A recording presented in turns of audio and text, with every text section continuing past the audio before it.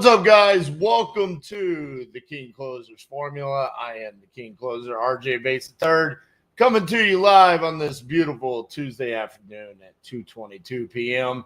And today we're going to be talking about a topic that I've actually avoided talking about for quite some time: AI. And will AI destroy the real estate industry? Now, this is not clickbaity. It's actually just a concern that I actually have. So I'll get into that later on as we get into today's topic. But man, it's rapidly changing. It's taking over each and every one of our businesses. It's in all of our lives now. So it's a real thing, and it's going to be interesting times over the next several months. I don't even want to say years, because it's evolving so quickly. We're utilizing it so much in our business, and quite frankly, in ways that I didn't even really know until I was doing my research today. So that being said, I am excited to be back live with you guys in a much better place than I was last Tuesday. So I appreciate all the love and support, all the messages that I got in regards to what happened last week with Adam's passing. I appreciate each and every one of them. Who do we got with us today? Mr. Robert Blaine's always with us. Just like Angel Meza's always with us. What's up, brother? Mr. Mike Van Norton. Looking forward to this topic. I hope I don't let you down, Mike. Hope I don't let you down. Where are you guys tuning in from today? And also, I am curious to know, inside of the comments, how are you guys utilizing AI in your businesses currently, or just in general? How are you using it in your life? I think that's one of the crazy things about AI so far, is that it's not only how we're using it in our business, but just on a day-to-day basis, how are we using AI? See, we got Mr. Noel Tyson from the Big Island. Aloha. Adam tuning in from Somalia. Adam, brother, I got to ask you again, because you tune in every Tuesday, and I appreciate it. How do we get you inside of TU so I can drop the TU hammer on Somalia in the map? I mean, I gotta do it, man. I'm gonna pull up the map real quick, because I got it bookmarked here. This is our map. We got them all over. Where's Somalia on here? I don't even know where Somalia is. Somewhere in this range, right? No? Over here? This is why I gotta get you inside of TU.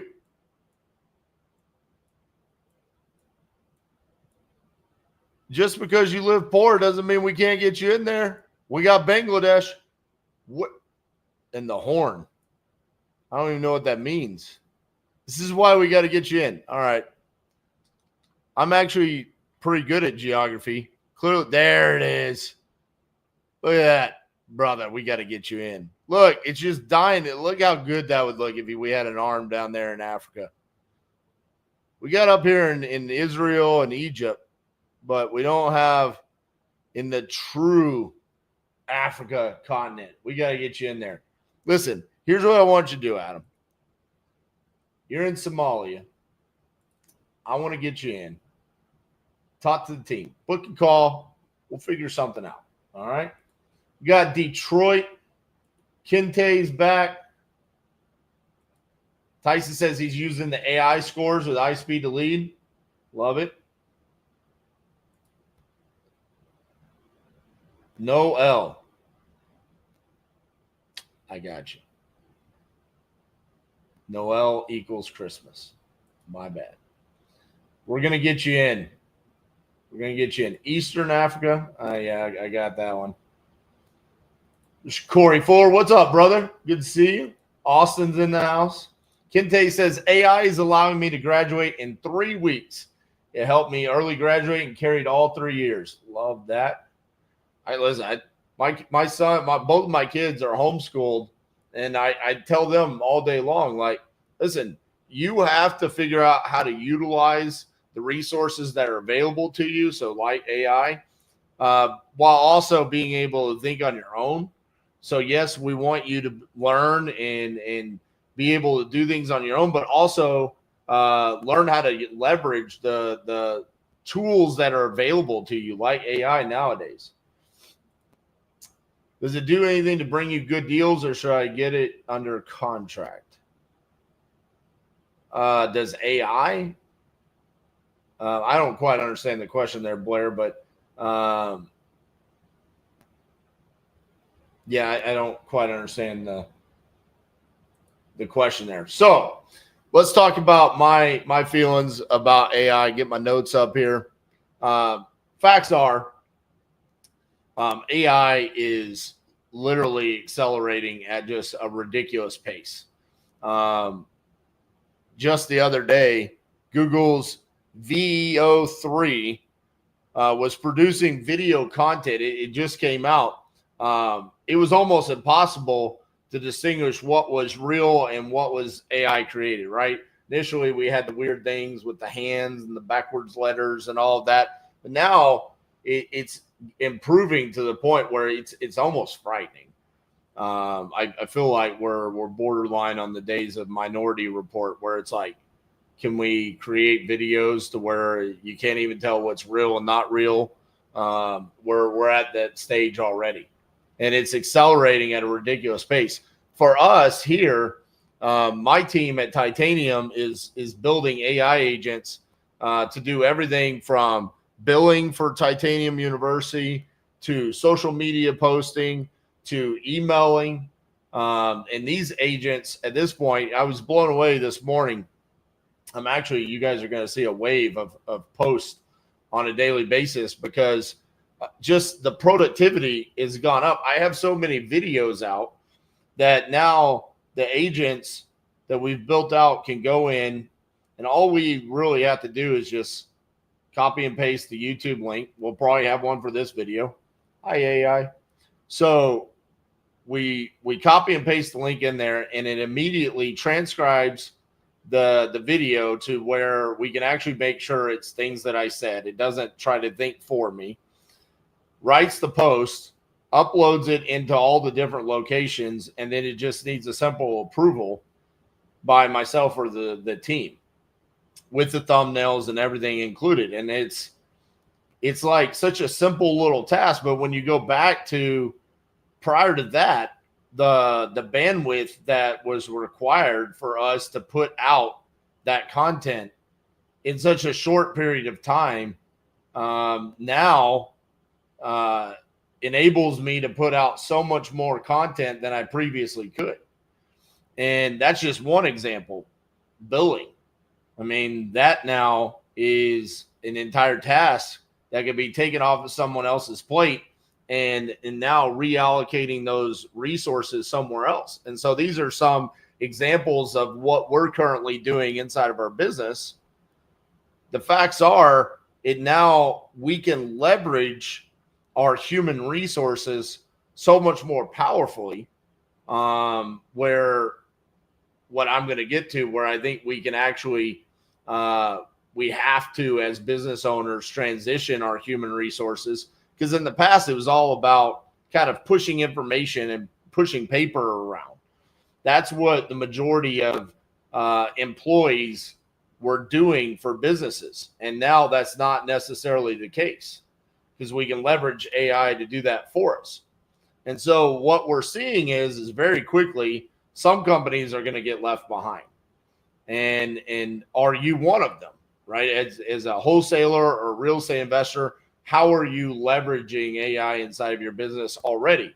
We've seen in the comments where people are leveraging it to know which leads they should or shouldn't purchase, right? That's what Speed Leads brought to the game with the scoring system. The AI transcribes of the leads prior to you even purchasing the lead itself. And what does that do? That should make your metrics better. And then the actual human resources that you have that's doing acquisitions for you should have better metrics. So your cost per contract, your cost per lead should go down. And then In return, more profitable business. Other things like, and this is inside of the real estate industry, I'm very curious to see what's going to happen over the next 12 to 24 months. What happens when AI becomes better at doing title than a title company does right now, right? What happens when AI is better than a title company could ever be? Deeper title searches or knowing how to solve complex title issues. How many times, who here has had a deal where when the title commitment came back, the title company kind of raised their hands up and said, I don't know what we can do to solve this. I know it's been extremely frustrating for me, especially when I'm forced to use a title company that I don't normally use, and we're using more of like a retail transaction title company. They don't know how to solve that issue. What are title companies eventually going to get replaced with AI? Maybe there's a certain level of human to human interaction that we need in the title process. I know a couple of years ago, the big thing is that title companies were eventually going to be on the blockchain. Maybe NFTs was going to be the answer. But now I'm curious as what role does AI have in the title process, right? Another idea or example that I had is what happens when we get a property under contract and then we can take a picture of a property and AI can accurately take those pictures and then know the exact cost to repair and the best place to get the materials and what the cost of the labor should be for the rehab on a property. Like, we're not that far away from these things being a reality. Who's going to stand up and be the first boots on the ground company or contracting company that leverages AI to be able to do that? I know as a contractor and as a wholesaler, one of the most just time commitment, grueling things that we have to go through is estimating jobs, understanding what needs to be done, the materials that need to be used, what's the actual labor cost on that. Leveraging what AI can do faster than any human could ever do in that regard could be astronomical for us. Right?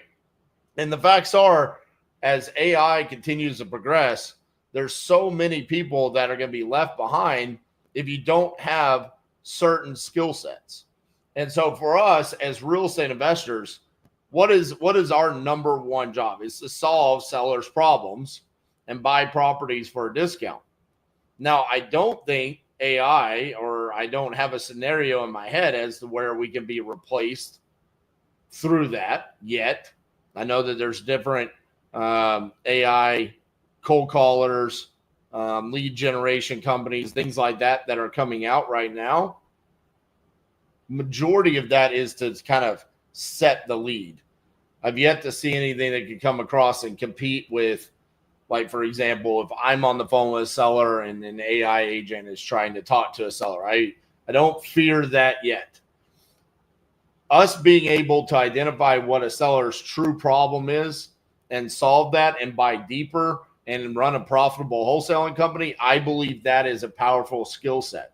Because the facts are, people continue to have motivating factors to sell properties on a daily basis.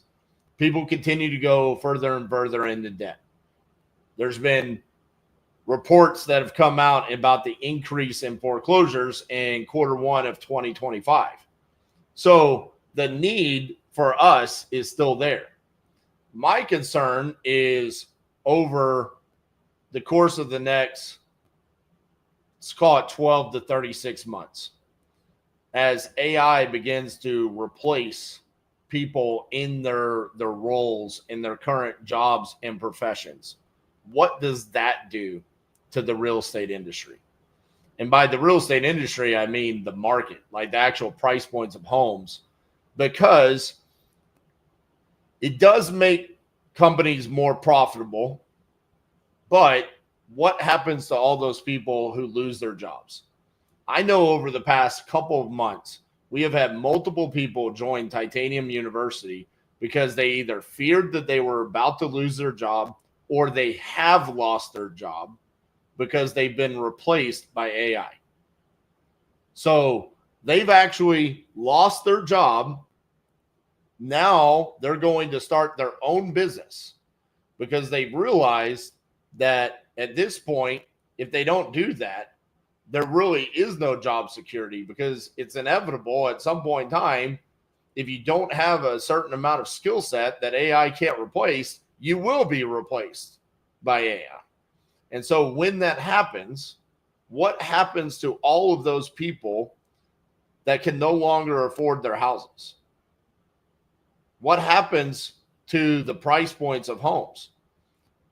My prediction, and I was talking to a TU member, Claude, earlier today, who is very big into AI. It was an impromptu phone call. It wasn't in preparation for this live. It was just we had some things to talk about.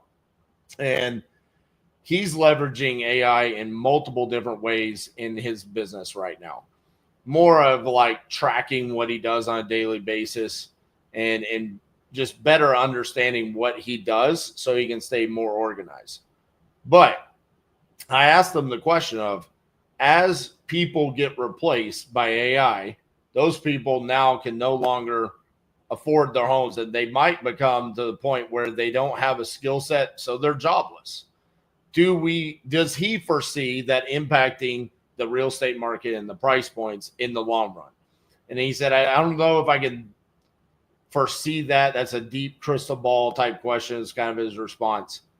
My fear is that when we see that there are going to be a significant amount of people that are going to lose their jobs, that initially there is going to be a dip in the price points in the market. Maybe this is 24, 36 months from now.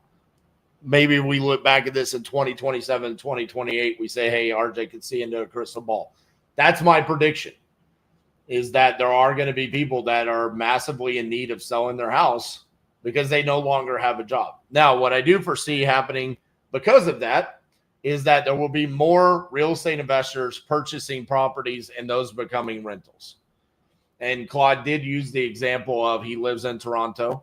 He said Toronto is kind of a mini New York City where more people, more investors are owning the real estate than owner occupants. I see that becoming a more, that's probably going to become the reality that we live in. Because across the board, like, as AI becomes to the point where it can understand the laws, I mean, attorneys are already mediocre at best. Can AI eventually get to the point where it replaces lawyers and attorneys, accountants? I mean, when you talk to majority of the accountants and CPAs that I've talked to in my career, when we try to dive deep into the different ways that we could do tax savings and understanding the tax code that is very complicated, AI would automatically know the tax code. So these are professions that could be potentially at risk. And maybe it's not the actual attorney himself or herself or the accountant, but it's the people underneath them that work. Those are the jobs that I foresee that get lost. And it's the same thing inside of our real estate businesses. Is it going to be the person that owns the wholesaling company or the real estate investing company? Or is it what we're already seeing? The cold callers. Cold callers can get replaced by AI. What happened to that cold caller, that person that was working for you? What happens to the companies that were relying on the amount of seats that you had inside of your dialer, the data that you need to pull? Because now I'm being approached by people that have AI that can now give you the data where you don't have to go pull lists and skip trace. The future is coming to where it's now, hey, subscribe to this AI and it can pull the list of all the FSBOs, all of the foreclosures, all of the vacant properties. It will give you the information up front. It'll already know your end buyers. It'll know their contact information. It's rapidly changing, and this is happening like right in front of our eyes. And so I'm looking at this and I'm like, this is amazing for those of us that are business owners. What about the people that work for these companies that are now losing the leverage that they had on the marketplace? And what are the long-term effects? That's why the question is, will AI destroy the real estate industry? It's not really clickbaity. It's actually a concern that I have. Is that what does the real estate market look like in 3 years when AI has replaced the majority of jobs that exist right now? If I already have people coming to us, which we have somewhere in the range of 550 people inside of Titanium University, if I already know in the past 2 months, 3 people joined because their job was replaced by AI, how many other thousands, tens of thousands, hundreds of thousands of people have experienced the exact same thing? It's a little bit frightening to think about. So my suggestion for each and every one of us as business owners is, well, one, you have to become exceptional at what you do or you're at risk. Like for us, we believe that we are exceptional at virtual wholesaling, acquiring deals, and solving sellers' problems. Now, we are focused on that every single day to get better. Going back to hedgehog concept, consistent as a tree, focus our habits. These are the core fundamental elements that we have here at Titanium. And that's why I'm like, yeah, I'm a little bit concerned about some things, but I'm not necessarily concerned about the impact that it's going to have on our wholesaling business. Now, the real estate industry is always going to exist. There's always going to be a need. I've said this time and time again, even going all the way back to 2019, 2020, 21, 22, 23. Every year there's been this concern that there was something that was about to crash the real estate market. Now, the one that was the most concerning to me was 2022 when the interest rates hiked up there. And there was a massive reaction by our end buyers when that took place. Now, my concern was that was going to be long-term.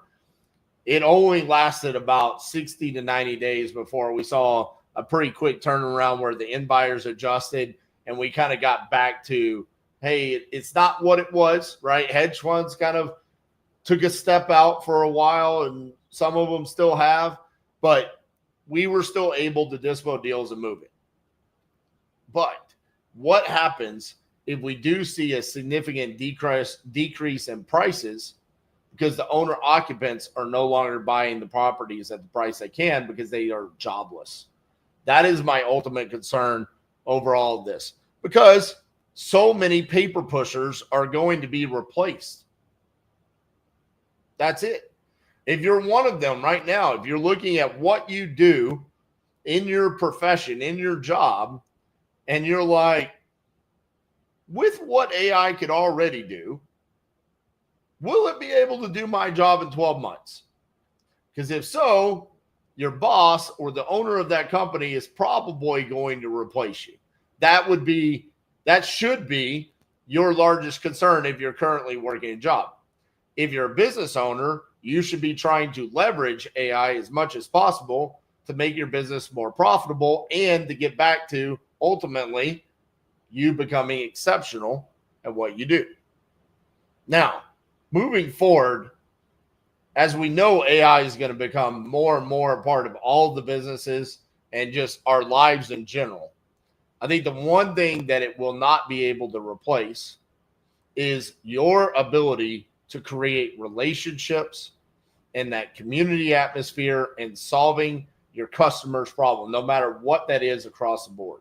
So going back to the conversation that I had with Claude, Claude's been a real estate agent in Canada for the past 15 years. And he talked about the just astronomical amount of showings that he's had on properties where he's taken buyers and shown them the property. And now there's been a lot of technological advances over the past 15 years. And he said, I've repeatedly been told that the technology was going to replace real estate agents. Yet it hasn't happened yet. And to his point, there is something about a buyer needing to have that representation, that person that goes and lets them in the property, talks to them about what their needs are, points them in the right direction, walks them through, hey, this is the best lender to work with. This is the type of loan, negotiates on their behalf. But that human-to-human relationship, that is where I believe the majority of businesses are going to have to focus, because otherwise everything else will get replaced. So if you look around in the wholesaling industry, what do? We solve sellers' problems. One of the things that I believe AI is going to struggle to figure out how to do, because of that human-to-human interaction, our ability to have a conversation, dive deep into the true motivation as to why they would want to sell a piece of real estate for a discount, and then solve that. And then on the backside, creating relationships with our end buyers and understanding what it is that they want. Facts are, the majority of investors are good old boys. They don't really love the mass emails, the mass text messages. They don't love people daisy chaining deals.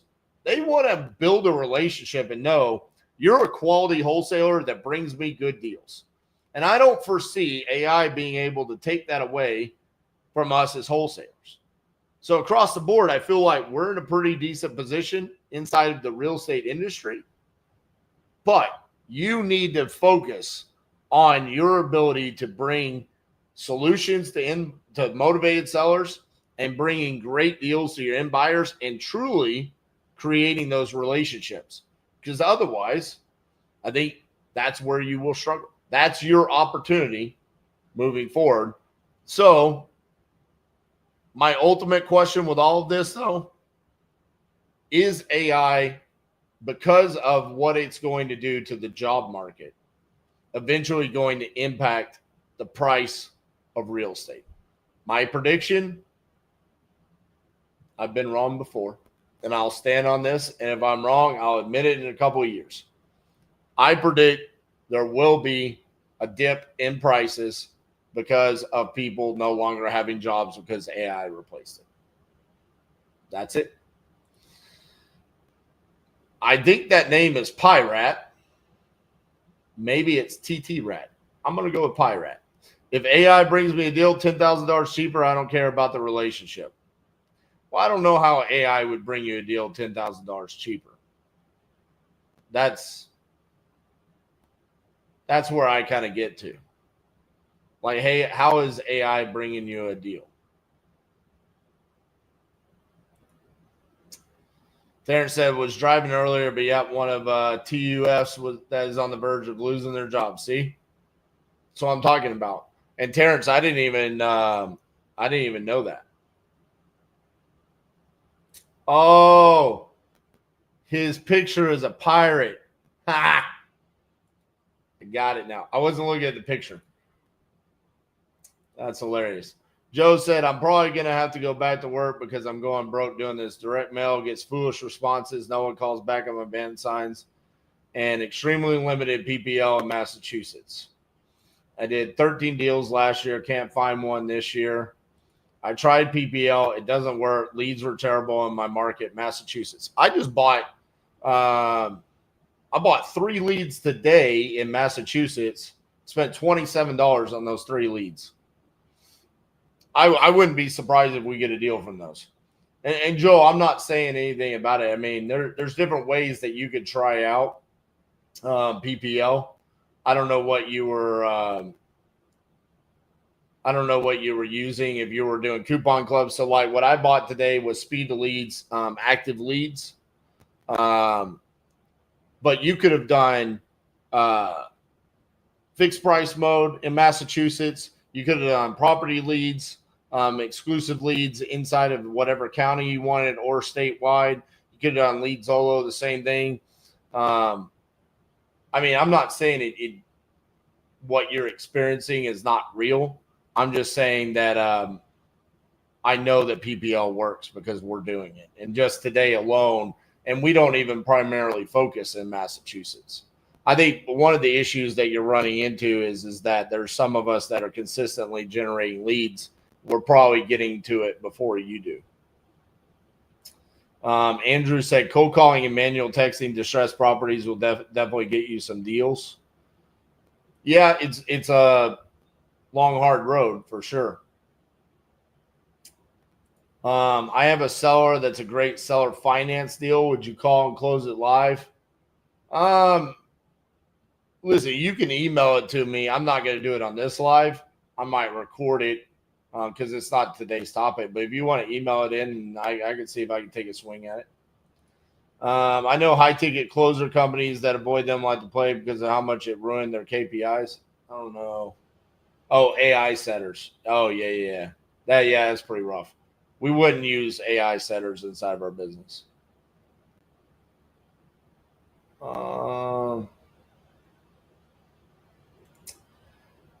When offering to pay the buyer side commission for the agent, should I bake that into my price or should I sometimes have it come out of the wholesale fee? I'm guessing you're wholesaling and there's just a realtor involved. Normally what I tell if an agent is bringing us a buyer, we ask them to add their price on top because we didn't know. So we kind of already set our wholesale assignment fee. We didn't know that there was going to be a realtor involved. So I asked them to add it on top. But if they're not willing to do that, then we just negotiate with them on what their commission would be and make sure it's a win-win for both of us. Mike says, my prediction is the rapid influx of AI will create a strange dichotomy of people seeking human interaction even more. So becoming more skilled at interacting with actual humans is advice. I would agree, Mike. I think we're already starting to see that, right? We see it all the time on like seller calls, interactions online. Like I had this the other day. I reached out to a TU member through Facebook DM, right? And I had never interacted with them before, but we had a back and forth. And then at the end, they said, I hope this is RJ. I hope this wasn't like AI. And I was like, no, it was really me. But I think that's always a thought that people have nowadays is like, hey, am I actually dealing with a person or am I dealing with AI? And it is a very strong consensus that the majority of people want to deal with a person. They don't want to deal with AI. That being said, it's inevitable that it's just going to take over. Did I ever use AI to utilize your titanium course curriculum? In other words, create and construct? No, because we had already created the curriculum before AI really is what it is today. Will we use it to help make it more efficient and better over the course of time? Yes. I have no problem doing that. Now, what we will do is not necessarily have AI think on its own. It would just take, so like we would upload ours to some sort of LLM and then have it build based off of what we have already created and then kind of put it into a structure. I foresee that for sure. But as of right now, we haven't really done that. Following your 0 to 1 million plan, got $5,000 in credit for $2,500 at speed of lead. That's a great deal. I need this to work and want to join TU after a deal or two. I'm tired of being tired. Best advice. Well, for one, you've got a lot of money right there available to you. I just went in this morning. Man, active leads. There was a ton that had 0 purchases on speed of lead. Coupon Club looked like it had been chewed up pretty good because it's the start of the week, right? As the week progresses, that'll get better for you. The other thing is we're approaching the end of the month, and it's notorious that the end of the month, people have already spent up their marketing budget. Mike was talking about this inside the group. Hyro was talking about this. Almost everybody's KPIs get better at the end of the week, on the weekend, or at the end of the month. And it's because people's budgets are spent up, and also because people start taking time off, right? People don't want to work on the weekends. So that's where your opportunity exists. I mean, this week could be a absolute banger of a week for anyone that is willing to go in and invest on new leads, because your competition is probably spin up and they're not going to be willing to do that. So I would go in there. I might be willing to take some of those bonus dollars that you've got and invest a little bit more into the active leads instead of the sale leads, right? Let's go get you some low-hanging fruit, not as old. Your KPIs can be better. And then also send me that seller finance deal and let me see if I can close it for you. Mike said from the 15th of the month on can yield stellar results with PPO. And that's, listen, this is coming from someone that's been an entrepreneur for, I believe, 30, 35 years. And that's always been the case. This is not like a new thing. It's not a PPL thing. It's really kind of a dumb entrepreneur thing. I mean, flat out. I don't know how else to say it, but there are entrepreneurs out there. There's business owners that make a decision where they say, I'm going to spend $10,000 in lead generation this month. And then their $10,000 gets spent up by the 15th for whatever reason. And then they decide we're not going to generate leads for the next 15, 16 days. And then they'll start back up on the 1st. That's why I've never really run our business that way. It's always been about generating leads consistently, and whatever we have to do to make sure that acquisitions doesn't stop. Lead generation doesn't. It's literally the foundation of your business. Lead generation has to be consistent, and then acquisitions is the heartbeat, right? Leads constantly come in. Acquisitions has to always be getting properties under contract, making offers, moving it along the pipeline, because otherwise you're just sitting stagnant. Tyson said, got to keep pushing and bring in new leads daily. Exactly. And why are, like, for example, Hyro noticed this inside the group the other day because he's consistently generating leads. And, like, he's a newer entrepreneur. He joined TU in September. He quit his job in January. Now here we are in May, and he's noticing a trend to where his KPIs and his metrics always improve at the end of the month and at the end of the week.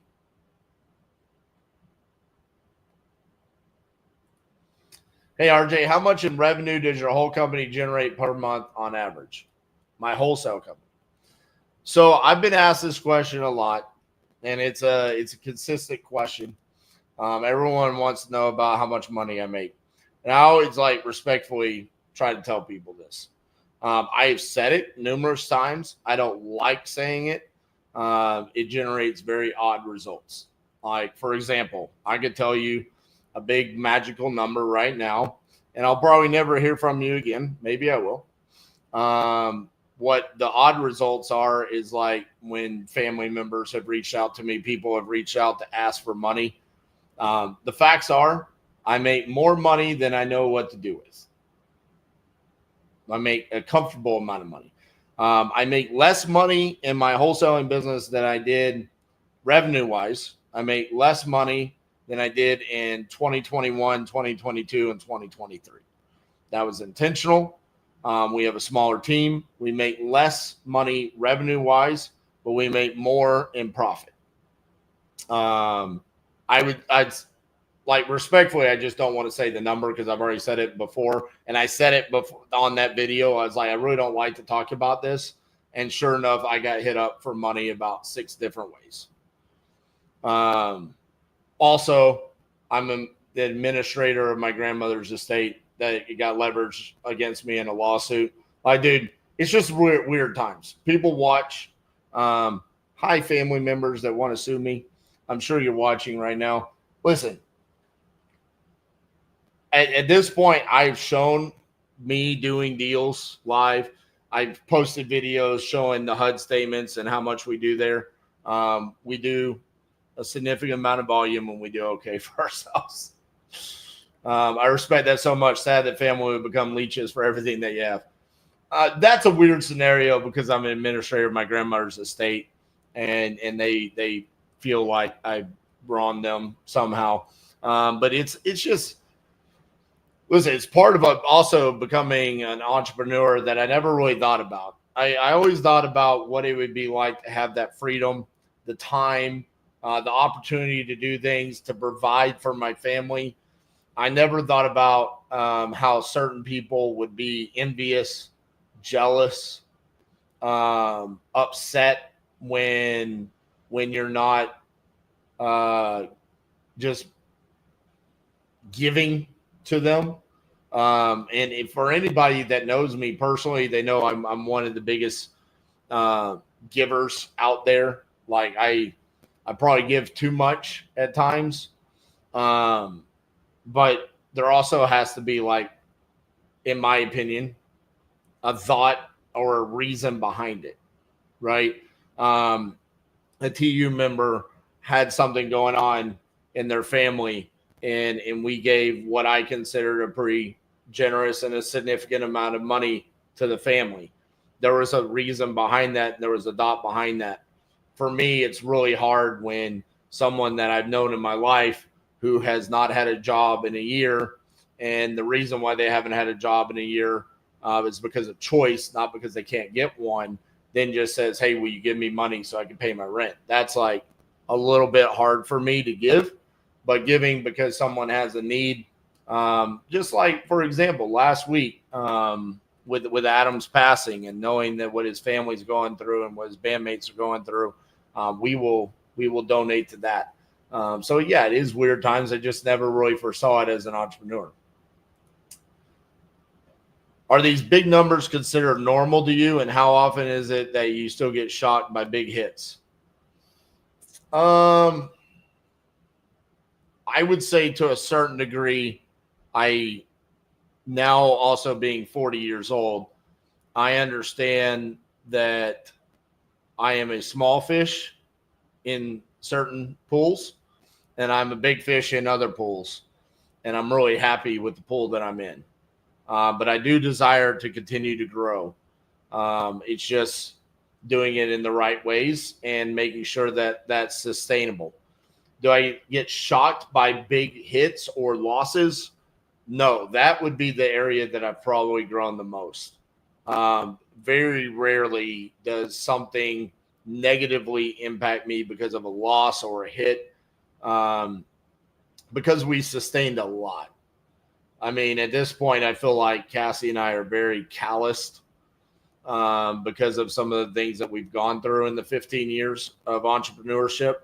And I think that's the case for almost everybody that's been in this.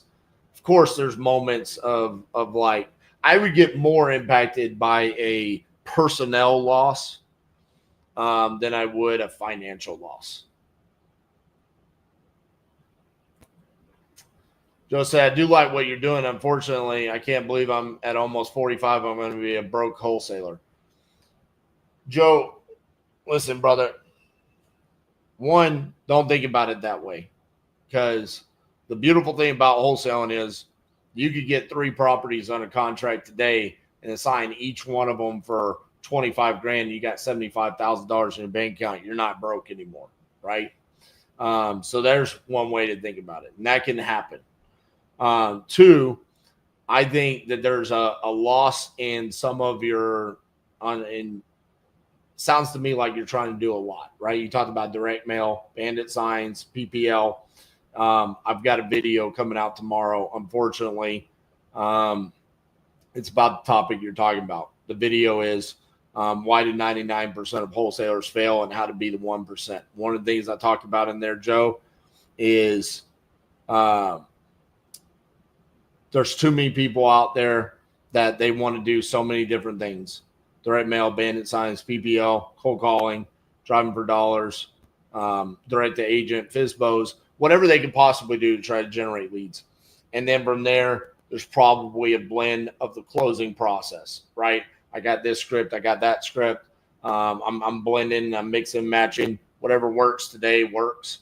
And then same thing probably with comping and underwriting. Dispositions, the same thing. There's just a blend of processes and systems. Systems is a big one. I've seen people hop from CRM to CRM, comping software to comping software, just across the board, and then that leads to the failure. So ultimately, Joe, I think if I could help you, I would ask for some consistency, and then when the failure happens, we make small pivots to figure it out. Because, like, for example, when you said PPL doesn't work, PPL does work. It might have just been one little tweak on what you were doing inside of PPL. Or maybe it was the closing process that wasn't working. And if we had made those tweaks, then we would be seeing success. Joe, send me a message on Facebook. Let me see if I can help you out.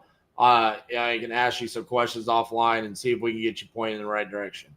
Because, I mean, the facts are we can get you going pretty quickly. I know I can do that. We've done it with plenty of people. Victor says, I know of someone that was a giver and helped so many people in his life, but when it was time for him to ask for help, most people turned their back on him, changed him completely. It happens. It happens. I will say this, Victor. I have been blessed to be given a lot of things in my life. I've also had to earn a lot in my life. Every time that I give with the intentions of never receiving anything in return. One of the things I've been very intentional of lately is every time I'm in a position to be a consumer for something that I previously used to work at. So like golf course, restaurants, bars, whatever. I used to rely on the generosity of the consumer to help me, to pay for my bills and my livelihood. And I've been trying to be more generous with tips and saying thank you and taking care of those people. I do that with zero intentions of ever receiving anything. It's more of a reminder of where I came from. And it's also a reminder of how blessed I am to be where I am today. And I've almost told myself, if I can't go out to eat and I can't tip the waiter or waitress $100, then why am I going out to eat? I'm not financially in a position to where I should be doing that. If I'm not okay going and playing a round of golf, paying for the round of golf, paying for all the booze, the drinks, the food that everyone wants to have, and then tipping the cart boy at the end $100, then what am I doing? My ass should be sitting in this seat calling sellers. But I earned the right to be able to do that. And for me, Victor, it's more of a reminder of what we had to do to get here.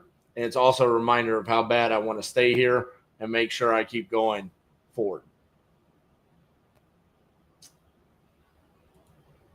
Is there a way to make things smoothest for scheduling walkthroughs when they need to give tenants 24-hour notice? Tyson, one of the things I've always asked is, can I talk to the tenant directly? So I can schedule it, so I can communicate with them, that I can follow up an hour before to make sure that we can still be there, to let them know, hey, the buyer and I are going to be there in 15 minutes. That would really be the ultimate way to make sure that's as smooth as possible. Appreciate that, Joe.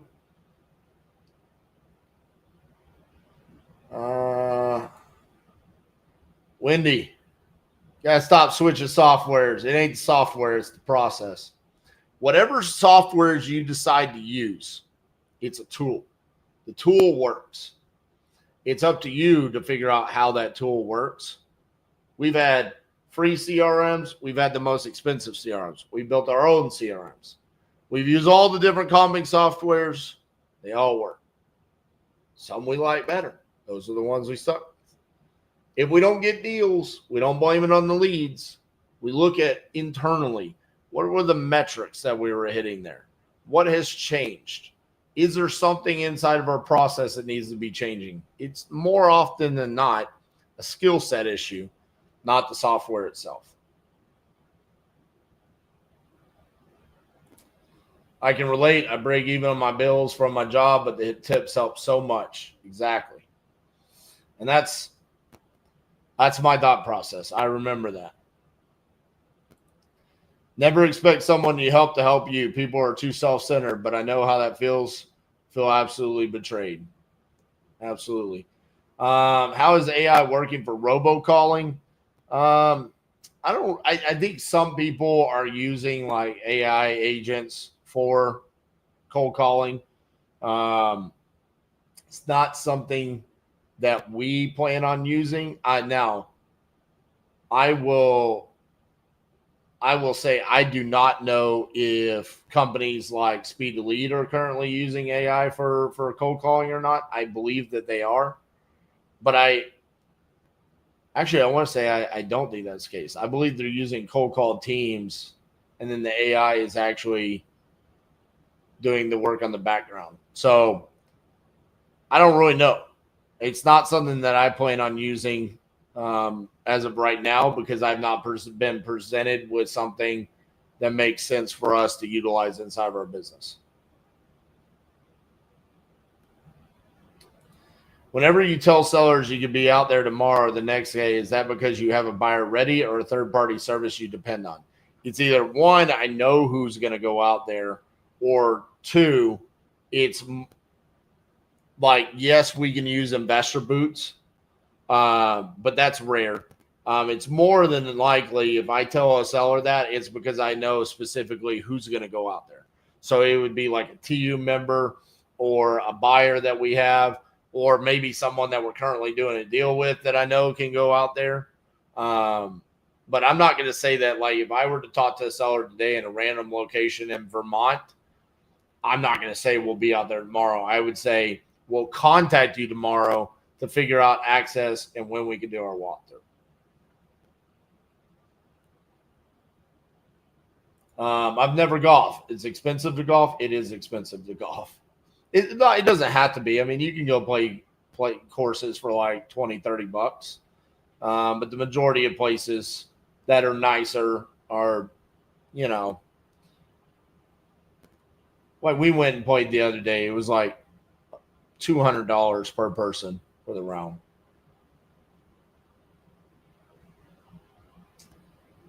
Matthew said, you've already done more for me than you ever had to, and I want to thank you for that. I haven't even gotten a deal yet. You're welcome, Matthew. This is off topic, but I've never been a religious person, but I prayed for an opportunity to help others and grow my business, and High Speed to Lead sent me a dollar for dollar match the next day. Had to go for it. Well, brother, you don't have to be religious to believe.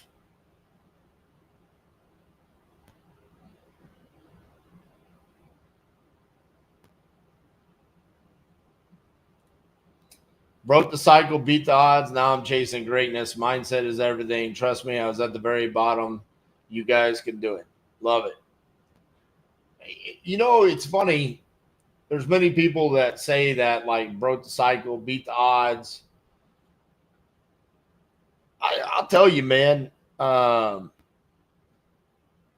was times where I felt like the odds were against us, but it's because of where we were. And now looking back at it, I'm like, no, the odds were not against us. It's just that we had fear that we weren't going to be able to sustain long enough. It was our resiliency and ability to stay relevant and in business long enough that led to getting here. It wasn't the odds are against everyone when they start, technically speaking. I mean, the odds are that the majority of people, when they start a business and start anything, that they're going to fail. And we did fail. It was just that we didn't stop because we failed. We just kept going. We weren't smart enough to stop. We just said, no, we're going to keep going until there's no heartbeats left. And that's what led to us getting here. And so I think anybody can beat the odds as long as they're willing to stare at that defeat and say, I don't care that you're right there. Braden said, I'm a regular at Duck Creek. Duck Creek, $25 to $40. I feel like I've heard that. Duck Creek, I think Garland.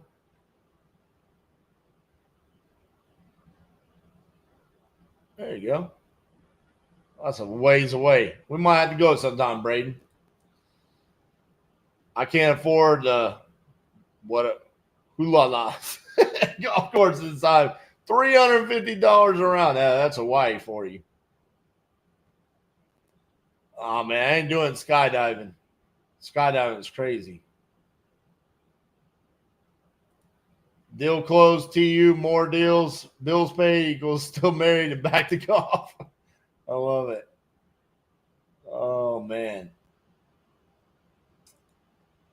So correct about the tipping aspect. Even when I didn't have the resources, I always tipped service workers well. It felt so good. You never just know how much a tip can impact someone's life. Man, I'll tell you that. Like I told you guys, when I went golfing the other day and I tipped the cart boy $50 for cleaning clubs, and he said, God bless you. So you're right. God has blessed me. That was the best moment of that day. Like, because I know what that did for that kid. I know, and listen, I was not a kid when I was working that job. I was 26. Been failing for 5+ years, starting in 2019. This is my dream. I need to figure it out.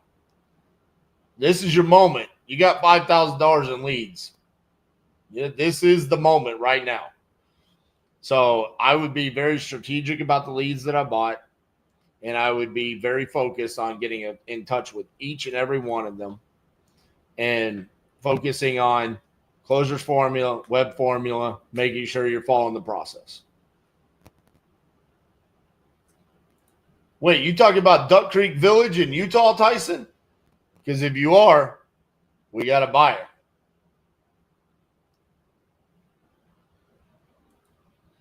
Definitely break the cycle. I still have people telling me to go to school and get a job, even though it did not work for them.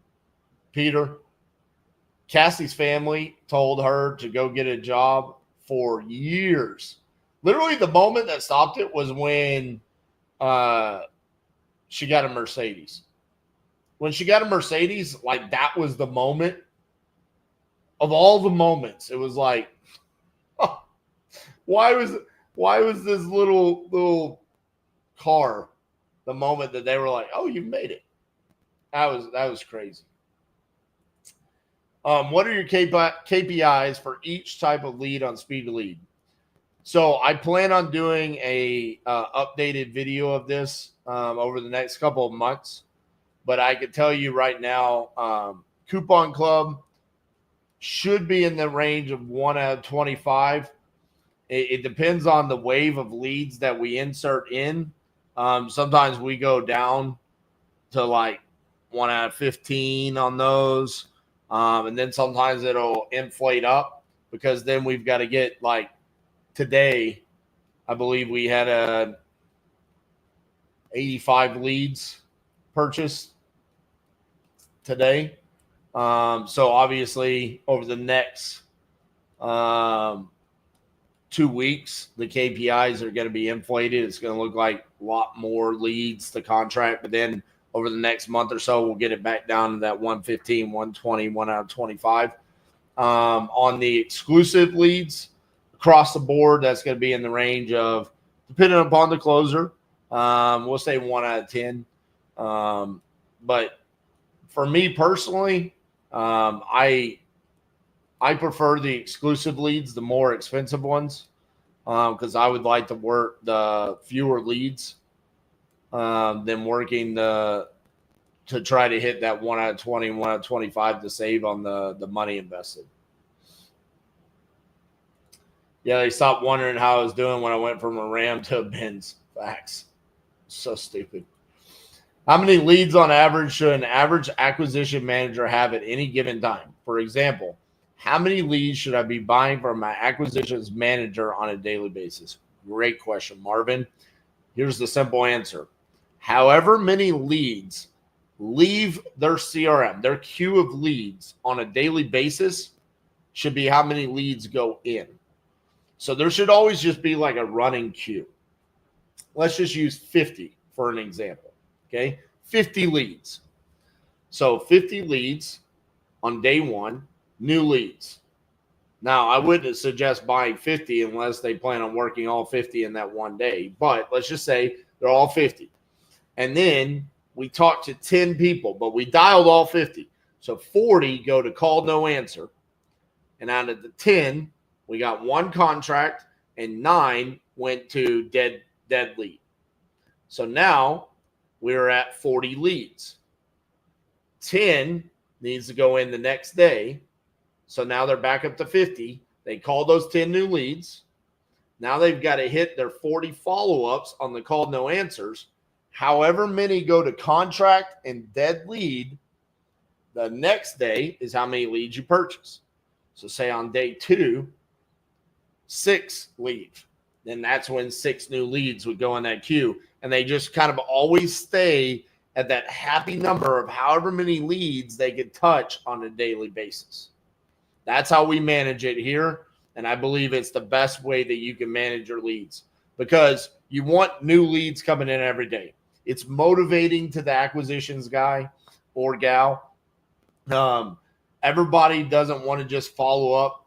So it's just this constant rotation of new leads, follow-ups, call no answers, and then you got your contracts and you got your dead leads.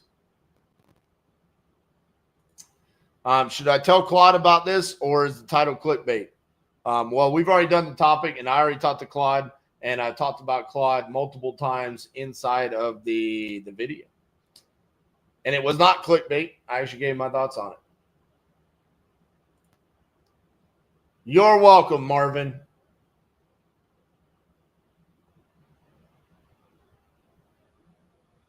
What type of exclusive leads do you look for on Speed of Lead? So I see your name is New Jersey, Dan. So for example, if you were, this would depend upon your headshot concept, but say like you're a New Jersey virtual wholesaler or New Jersey wholesaler, then I would do exclusive leads inside of the state of New Jersey.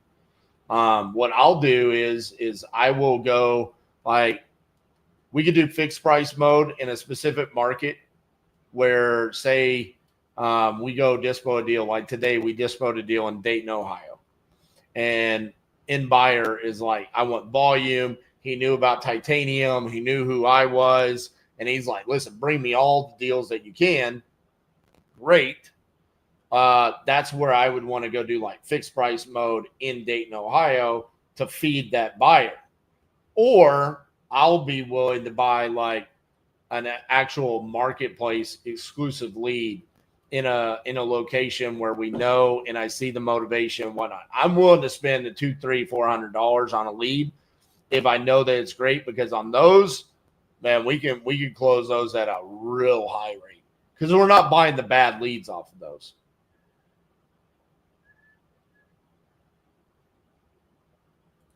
Are you guys wholesaling majority rural deals? No. Palingo, what are you doing, man?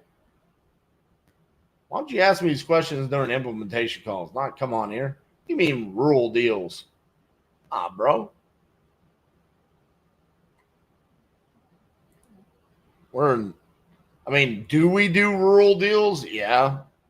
Just did a deal in Iowa Park, Texas to Claude.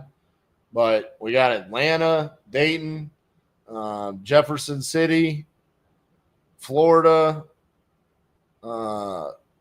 one down by Chattanooga, Tennessee. Man, I don't consider that rural. Gainesville, Florida, Kansas City, another one right outside of St. Louis. I mean, these aren't rural locations.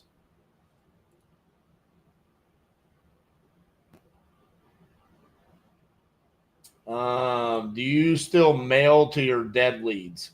No, we will. What I'll do with the dead leads is I'll take that list and I would upload it into a dialer and then just have cold caller try to literally connect with them and ask like, hey, 6 months ago, you said you wanted to sell. Did you sell the property? And if not, then it goes back to the closers. How should I transition from cold calling to PPL? I would start with one of the discounted either property leads, $30 exclusive nationwide leads, Leadzolo's marketplace, or Speed of Leads Active or Coupon Club. I would start with those and start building up your queue of leads on the discount. Those are going to range $30 to $50 a piece. And once you've kind of built up to that queue, then you're inside of PPL and just stop the cold calling.